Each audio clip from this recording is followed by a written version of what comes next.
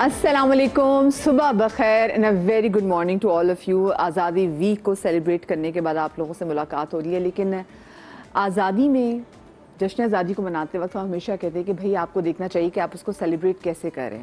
وہ جوش اور جذبہ تو ہونا چاہیے، اور ہم لوگوں کو بتاتے ہیں کہ ہم کتنا زندہ دل ہیں، لیکن کہیں کہیں لوگ زندہ دلی کا مظاہرہ کرنے کے چکر میں مردہ دل ہو جاتے ہیں. آپ نے دیکھا کہ کوئی بھی اچھا موقع ہو، پاکستان میچ جیت جائے، جشن آزادی ہو، نیو ایئر نائٹ ہو، ہوائی فائرنگ کا جو کلچر ہے یہ اتنا خوفناک کلچر ہے جس کے بارے میں ہم ہمیشہ کہتے ہیں کہ خدا کے لیے یہ جو آپ ہوائی فائرنگ کرتے ہیں آسمان کی طرف اپنی بندوقوں کا رخ کرتے ہوئے، تو یہ جو گولی اوپر جا رہی ہے یہ اوپر بادلوں میں جا کے لینڈ نہیں کر جاتی، یا وہ آسمانوں میں جا کے کہیں کھو نہیں جاتی، یہ واپس آتی ہے. اور جب یہ واپس آتی ہے تو اپنے ساتھ قیمتی جانیں بھی لے جاتی ہے. ہم نے دیکھا کہ 60 سے زیادہ افراد زخمی ہوئے ہیں. ایک 10 ماہ کا بچہ جو انجرڈ ہوا اور اس کے بعد he could not survive. تو سوچیں اس 10 ماہ کے بچے کا کیا قصور تھا جو ایک ہوائی فائرنگ کی زد میں آ گیا. کئی قیمتی جانیں چلی گئیں. پلیز اپنے آس پاس، میں آپ لوگوں سے ہاتھ جوڑ کے کہتی ہوں کہ اپنے آس پاس کہیں پہ بھی آپ دیکھیں کہ کوئی شخص، خاندان میں کوئی شخص جس کو بہت ہی شوق ہو جی شادی بیاہ کے فنکشن میں بھی ہوائی فائرنگ کرنے کا نا، تو رپورٹ کریں پولیس میں اسی وقت، کیونکہ ایک اقدام قتل کا مقدمہ اس میں ہونا چاہیے کہ آپ کو پتہ ہونا چاہیے کہ جو فائر آپ کر رہے ہیں یہ گولی واپس آئے گی اور کوئی قیمتی جان ہی لے جا سکتی ہے. اور اس کے ساتھ ساتھ ہم نے دیکھا کہ شمالی علاقہ جات میں جو وہاں پہ فلیش فلڈنگ ہو رہی ہے، اور اس کے بعد جو کلاؤڈ برسٹ ہوا بنیر میں، مطلب 300 سے زیادہ افراد وہاں پہ جاں بحق ہو گئے. ایسے دل بند ہو گیا دیکھے کہ بھائی جو لوگ چلے گئے وہ تو چلے گئے، لیکن اب جو بچ گئے ہیں وہ کیسے جئیں گے. تو ایک چیز آپ لوگوں سے ایک اور ریکویسٹ ہے بھائی کہ ہمیں NDMA national disaster management authority والے جو بھی آپ کو وارننگز دیتے ہیں، خدا کے لیے ان کو سنیں، ان کی بات مانیں. پہلے بھی منع کیا تھا کہ بھائی اوپر سیلاب آ رہا ہے، لوگ گئے ہیں جناب، اور اس کے بعد ہم نے دیکھا کہ سیلاب کی زد میں آ کے بہت قیمتی لوگوں کی جانیں گئیں. تصویریں کھنچوانے کے چکر میں کہ بھی ہم یہاں پہ تصویریں کھنچوا لیتے ہیں، خدا کے لیے ایسا مت کریں. آپ کی جان سے قیمتی اور کوئی چیز نہیں ہے. دیکھیں یہ مجھے معلوم ہے کہ ہفتے کا آغاز اور ہفتے کے آغاز میں آتے ساتھ ہی میں نے بڑی سیریس باتیں کرنا شروع کر دی، لیکن کیا کریں بھائی، یہ بات بھی مطلب زندگی سے یہ تو نہیں نا کہ ہنستے ہنستے گزر جائے گی. زندگی میں غم بھی آئیں گے، پریشانیاں بھی آئیں گی، اور ان کے والے سے بات بھی کرنی ہے. اور بہت ساری پریشانیاں ہماری اپنی کریٹ کی ہوئی بھی ہیں، تو خدا کے لیے اس کا خیال رکھیے گا. آپ کو پتہ ہے کہ منڈے کو ہماری کوشش ہوتی ہے کہ ہم ایک بڑے اچھے نوٹ پہ اپنے پورے ویک کا آغاز کریں، اور ہم ایسی سیلیبریٹیز کو منڈے کو اپنے شو میں دعوت دیتے ہیں کہ جن کے بارے میں جاننے کا ہمیں خود بہت زیادہ شوق ہوتا ہے، اور جو بہت کم جو ہیں وہ انٹرویوز دیتے ہیں، تو ان کے بارے میں ایک کیوریوسٹی آپ کو ہوتی ہے کہ جی ہم جانیں کہ ان کی زندگی کی، ان کی شخصیت کا کیا خاصہ ہے. تو آج ہمارے ساتھ ایسے ہی دو بہت اہم گیسٹ موجود ہیں. ایک بہت اچھے ڈائریکٹر بھی ہیں، اداکار بھی ہیں، اور ایک جناب ان کا تعلق کرنٹ افیئر سے رہا ہے، نیوز سے رہا ہے، اور اس کے بعد جناب ماڈلنگ بھی کی ہے، اور اداکاری میں بھی انہوں نے بہت اچھا نام کمایا ہے. So we have with us Naveen Naqvi صاحب. السلام علیکم. وعلیکم السلام. کیسی ہیں آپ؟ ٹھیک ٹھاک ہیں؟ بہت اچھی، تھینک یو. ہمیشہ سے بہت اشتیاق تھا، کیونکہ اب آپ کو پتہ ہے اگر میں یہ بولوں کہ بچپن سے دیکھتے ہیں برا نہ مان جائے، لیکن ہم دیکھتے ہیں نوین نقوی تو ہم اتنے خوش ہوتے تھے کہ دیکھو ہم نقوی ہیں، اور یہ بھی سامنے ایک نقوی آ رہے. تو فائنلی آج ہمارا نوین نقوی سے ہمارے شو میں ملاقات ہوئی گئی. اچھا، جیسے میں شو کے آغاز میں بات کر رہی تھی نا کہ ہم لوگ جب جشن آزادی سیلیبریٹ کر رہے ہوتے ہیں تو بہت ساری جگہوں پہ بہت لوگ غیر ذمہ داری کا ثبوت دیتے ہیں، اور ان کو یہ آئیڈیا نہیں ہوتا کہ جو یہ ہوائی فائرنگ لوگ کر رہے ہیں یہ لوگوں کو جانی نقصان دے سکتی ہے، قیمتی جانیں جا سکتی ہیں. سو مجھے بتائیں کہ آپ نے اپنے بچپن میں بھی ایسے ہی دیکھا تھا کہ لوگ ایسے ہی اچھے بڑے تہوار کو سیلیبریٹ کرتے تھے؟ کیسا ہوتا تھا؟ آپ نے اپنے بچپن میں تہوار کیسا دیکھا ہوا جشن آزادی کا؟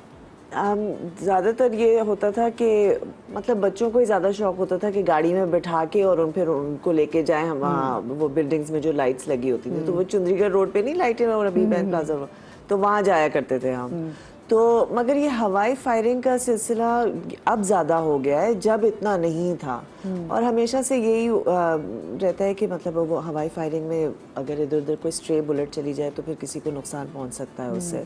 تو یہ وارننگز آتی تھیں، مگر پھر بھی لوگ احتیاط نہیں کرتے. ظاہر کرنا چاہیے، بالکل صحیح کہا آپ نے. اچھا مجھے بتائیں، میں آپ کو تھوڑا سا وقت میں پیچھے لے جاتی ہوں. آپ کا آنا کیسے ہوا؟ پہلا آڈیشن آپ کو یاد ہے؟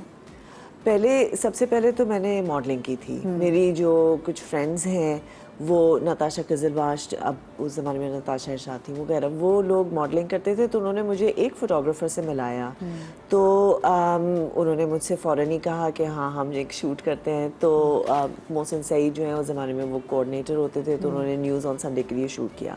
پھر اس کے بعد غضنفر علی جو ہیں, جو he is a real trailblazer in the world of media, تو انہوں نے مجھے کہا کہ میں ایک بالکل نیا کانسیپٹ ہے جو شو کرنا چاہتا ہوں, music chart show.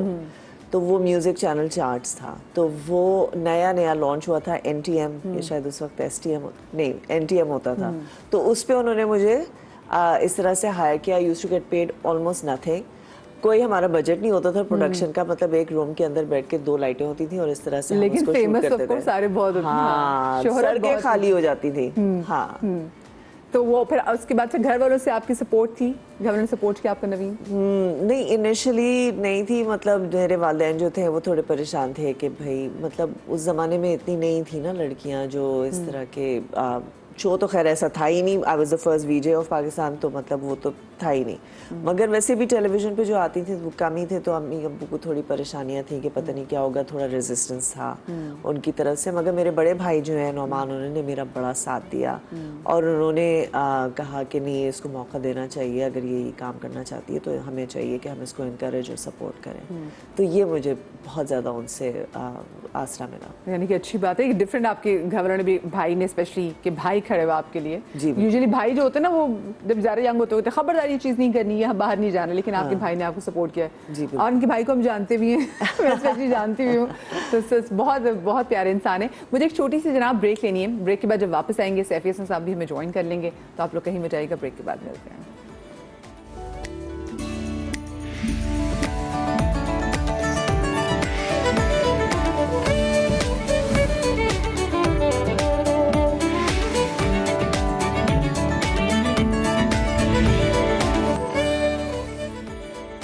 G welcome back after the break. ہمارے ساتھ موجود ہیں جناب نوین نقوی اور میں ہوں آپ کی ہوسٹ مدیحہ نقوی. آج اپنا لگ رہا ہے کہ شاعری ہو رہی ہے دونوں کے نام ساتھ ساتھ جب میں بول رہی ہوں. مجھے نوین جی بتائیں, درمیان میں آپ نے بریک لیا, آپ نے ماڈلنگ سے شروعات کی اور اس کے بعد پھر آپ VJ بھی بنی, اس کے بعد پھر آپ نے ایکٹنگ بھی کی, پھر آپ جرنلزم کی طرف بھی آئیں.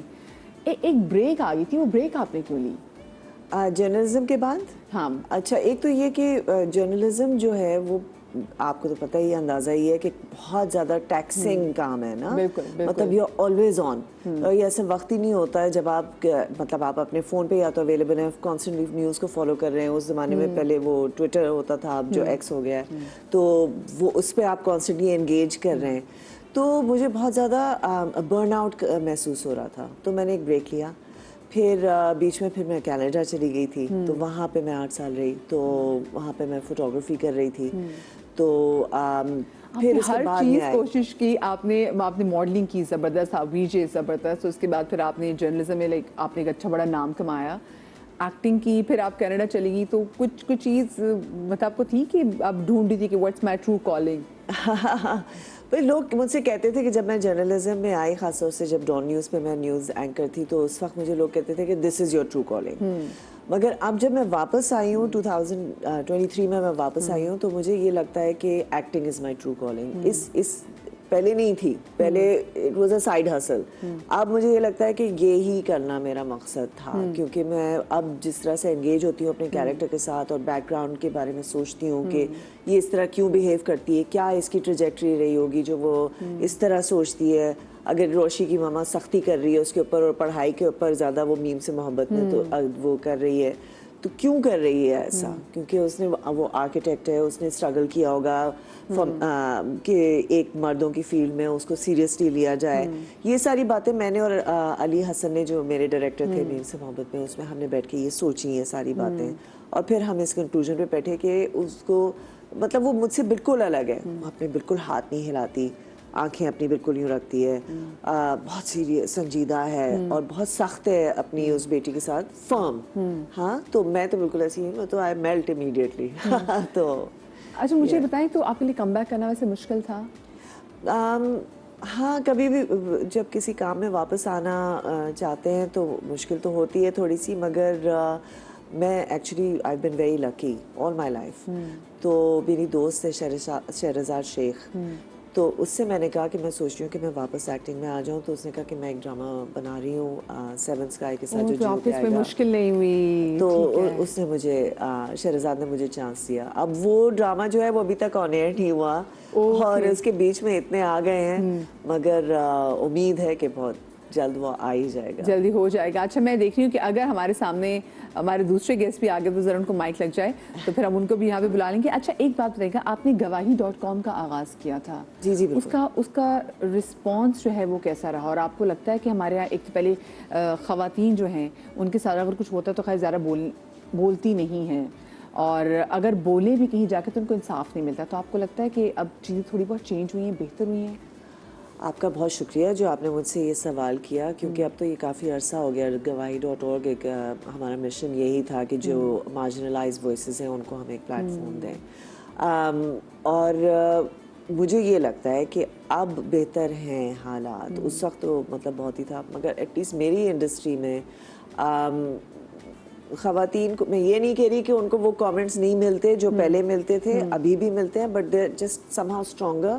اور شاید سوشل میڈیا کی وجہ سے, جہاں سوشل میڈیا کی یہ ڈس ایڈوانٹیج ہے کہ لوگ اس میں انونیمس ہو کے جو ان کا دل آتا ہے وہ کہہ دیتے ہیں, ہاں اسی طرح سے خواتین کو بھی ایک پلیٹ فارم ملا ہے کہ وہ بول سکتے ہیں. آج میں چاہتی ہوں ذرا آپ بھی آ جائیں تاکہ پھر آپ کی موجودگی میں ہم گواہی.org. کیسے آپ ٹھیک ٹھاک ہیں؟ الحمدللہ جی بہت شکریہ. ہاں